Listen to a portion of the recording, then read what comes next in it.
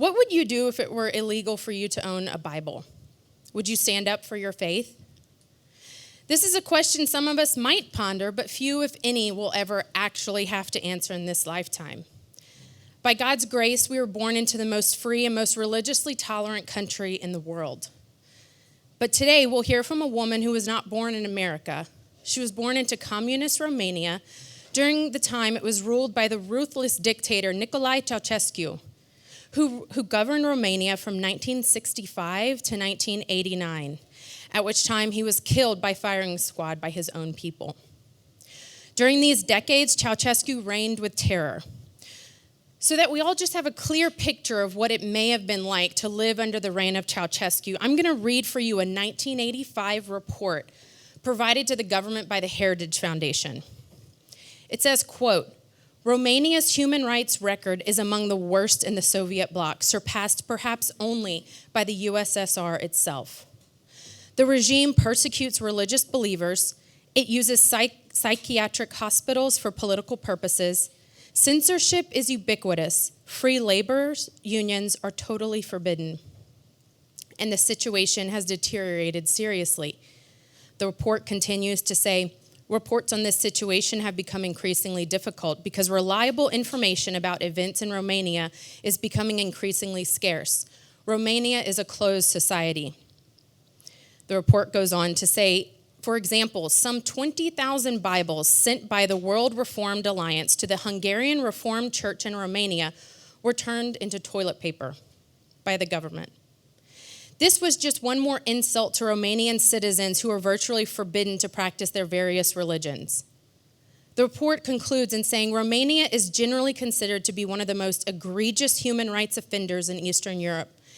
A severely deteriorating economy, corrupt bureaucracy, an omnipresent secret police network, and the cult of personality surrounding the Ceausescu family have resulted in increasing misery for Romanian citizens.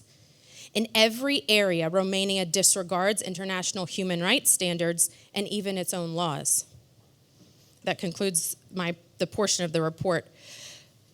So you see, Ceausescu was lording over Romania, but the economy was crumbling. He desperately needed the economic benefits continued to be granted him by his most favored nation status. Therefore, he was in a bit of a bind. He needed to retain the shell of religious liberty while continuing to persecute Christians as dissidents. So what happened was, while there were religious laws on the books protecting religious practices, citizens did not know of the unadvertised and unpublished laws on the books that should have protected their religion, until a small 5-foot lawyer and mother decided to obey God's calling. And that lawyer was Virginia Prodan. Prodan practiced as a young attorney under Ceausescu's regime. In the face of extreme religious oppression, Virginia defended fellow followers of Christ against unjust persecution, and she suffered for her work. Virginia was kidnapped, beaten, placed under house arrest, and nearly executed for her faithfulness. Virginia's book, Saving My Assassin, opens with, quote, I should be dead, buried in an unmarked grave in Romania. Obviously, I'm not. God had other plans. Friends, let's hear about those other plans. Join me in welcoming lawyer, author, and international speaker, Virginia Prodan.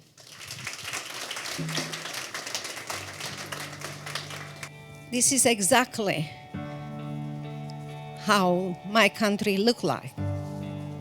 And here I am,